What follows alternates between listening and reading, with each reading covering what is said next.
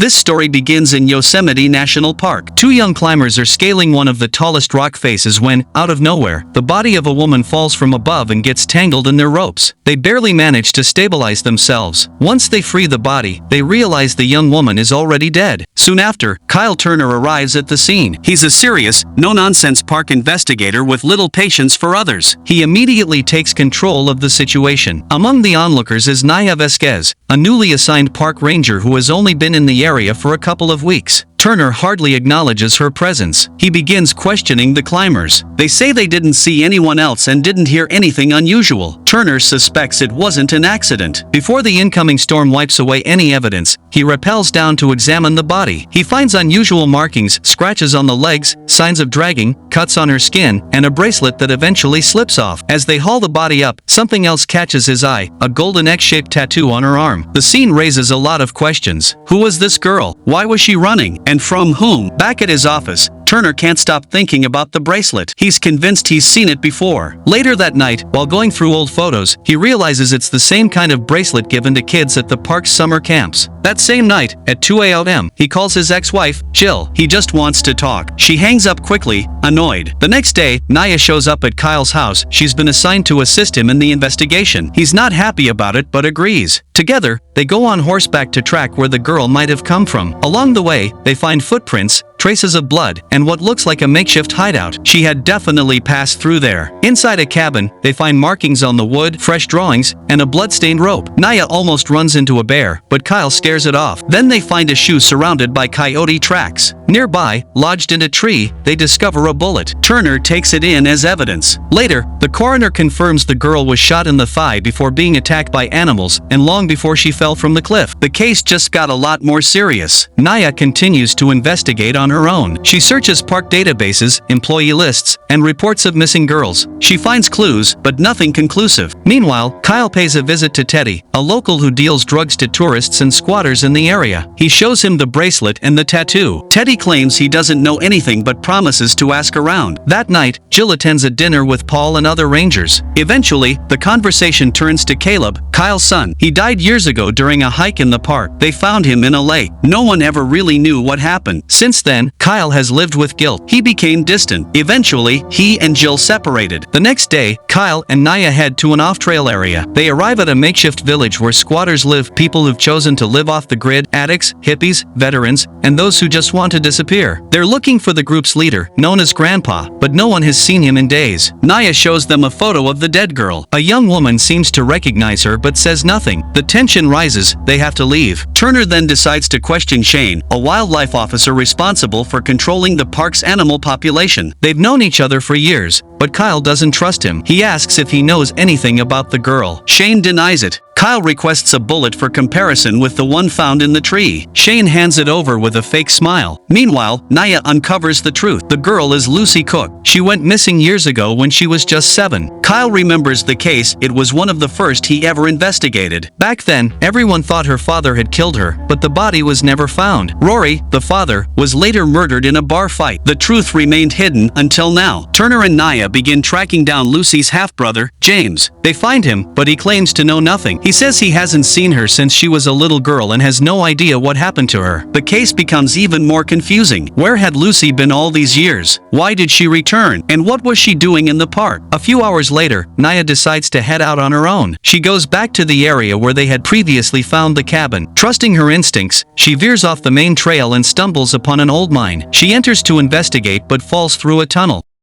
The shaft begins to flood with rainwater. She tries to climb out but finds herself trapped. Meanwhile, Turner returns home and realizes Naya hasn't come back. Her horse is still outside. Worried, he grabs a flashlight and goes after her. He finds her just in time, helps her out of the hole, and reassures her. He tells her she was right to follow her gut. What she found might be the key to the whole case. The next day, they return to the mine and explore carefully. Inside, they discover jars filled with illegal substances, all marked with the same golden X symbol from the tattoo. Now they know they're dealing with a trafficking ring using the park's abandoned tunnels. They also find human remains. It's Grandpa, the leader of the squatters. He was executed and hastily buried. Turner takes action. He organizes a raid on the illegal encampment. Everyone present is arrested, and authorities seize drugs, weapons, and more items marked with the golden symbol. But even with all this, there's still missing answers. After the raid, Turner and Naya return to the station with enough evidence to prove the mine was being used for drug trafficking. They also discover several women with the same golden tattoo as Lucy. It turns out the tattoo was a way to identify drug mules within the organization. They've made serious progress, but they're still missing the most important piece: who ordered Lucy Cook's death. In the midst of it all, a young man walks into the station. He claims he knew Lucy, though back then she went by a different name, Grace. He says she lived with a religious family in a small town in Nevada. He hands over a photo of her taken in a church and asks about the reward that's still active from her missing person case. While Paul looks into that lead, Naya continues investigating. She manages to track down the girl from the squatters' camp, the one who seemed to recognize Lucy. This time, the girl talks. She confesses that Lucy used to deal drugs for Grandpa. Sometimes she would disappear for days and return bruised, always carrying a bag full of jars marked with the golden X. She also mentions someone named Pakuna, another member of the group and very close to Grandpa. Back at home, Naya receives an unexpected visitor. Her ex, a violent former cop, shows up unannounced. He demands that she lie on his behalf to help him get his badge back, or he'll take their son away from her. Naya manages to escape with her child and seeks refuge at Turner's home. Later, Turner comes up with a plan to use Pakuna as bait. Instead of questioning him, he releases him deep in the park, with no food or supplies, and follows him from a distance. The plan works. Desperate, Pakuna leads them to another drug distribution point hidden in the mines. The police arrive just in time. During the operation, there's an explosion that nearly kills Turner, but they manage to capture the ringleader behind the network. The place is filled with drugs, weapons, and more jars bearing the golden mark. Among the recovered items, they find Lucy's backpack. During interrogation, Turner shows the ringleader a photo of Lucy's body. The man reacts with genuine shock, as if he truly didn't know she was dead. That reaction makes Turner doubt whether this man was really the one who killed her. Shortly after, another incident shakes everything up. Naya's ex breaks into Turner's house, where Jill is babysitting Naya's son. He tries to take the child by force. Jill fights back, but he hits her. Fortunately, Naya and Turner arrive just in time and arrest him. But the attack leaves Jill emotionally shattered. She's had enough. She can't take it anymore. In a moment of despair, Jill attempts to take her own life. She survives but ends up hospitalized. Turner, shocked by what happened, goes to confront Shane. The two share a complicated past that involves Jill. During the heated confrontation, Turner draws his weapon and threatens him. This gets him immediately suspended. He's taken off the case and forced to hand over all the evidence. Still, he keeps one crucial item, the phone he found in Lucy's backpack. He knows he needs Lucy's face to unlock it, so he goes to the morgue and, using a bit of creativity, manages to activate the device. What he finds inside changes everything. There's a video. Shane appears on screen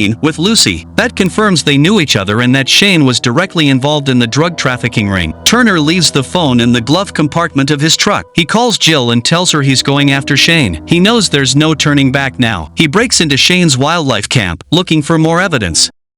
He finds more of the same jars from the mine, but before he can leave, Shane finds him. Shane shoots. Wounded, Turner manages to escape but is losing blood fast. As night falls, Shane catches up to him. Just when it seems Shane is about to finish him off, Naya appears and shoots. She kills Shane, saving Turner's life. At the hospital, Jill finally tells her husband the full truth. Sanderson, the man who disappeared years ago, was the one who murdered Caleb. Shane had installed hidden cameras to track wildlife and accidentally captured the crime. Jill didn't want to wait for a trial. She paid Shane to kill Sanderson. Turner never forgave her. That's what tore their marriage apart. Now that everything is out in the open, Turner feels he still doesn't have the whole story about Lucy. Even though the case is officially closed, there are gaps that need to be filled. He travels to Nevada, the town the young man at the station mentioned. He finds the house where Lucy lived during her teenage years. There, he discovers she was raised by a so-called religious family that ran a fake church. In reality, they abused the children living there. Lucy was just one of many. They locked her up, punished her, made her work. All the kids believed their parents would come back for them someday. Lucy always said her father was a police officer and that he would rescue her. Back in Yosemite, Turner follows a hunch. He orders a new DNA analysis on Lucy. When the results come in, he confronts Paul. He shows him Lucy's photo. Paul can't deny it anymore. He confesses Lucy was his daughter. Years ago, he had an affair with Lucy's mother. When the woman got sick, she asked him to protect her daughter. To avoid ruining his marriage, Paul denied everything. When Lucy disappeared, everyone blamed Rory, her legal father. Paul stayed silent. He sent Lucy to live with that family in Nevada and abandoned her. Eventually, Lucy escaped and returned to the park. She found Paul, blackmailed him, demanded money to keep the truth quiet. One day, exhausted by it all, Paul went to confront her. They argued. In a moment of panic, he shot her by accident. Lucy fled, wounded, and eventually fell from the cliff. Turner tells him he has to turn himself in. Paul tries to persuade him to keep the secret. He offers to lift the suspension, let Turner stay at the park, protect his career, but Turner refuses. Before he can report him, Paul takes his own life. Days later, Turner submits all the documents and remaining evidence. He speaks with Jill and tells her he's leaving the park, he needs a fresh start. Before he goes, he gives his horse to Naya, along with Caleb's old toys so her son can have them. He now understands that, no matter where he goes, his son will always live inside him. Turner is no longer officially part of the team, but his commitment to the truth remains. Even though the investigation was closed with Paul's death and the dismantling of the drug ring, something still doesn't sit right. There are still loose ends in Lucy's case.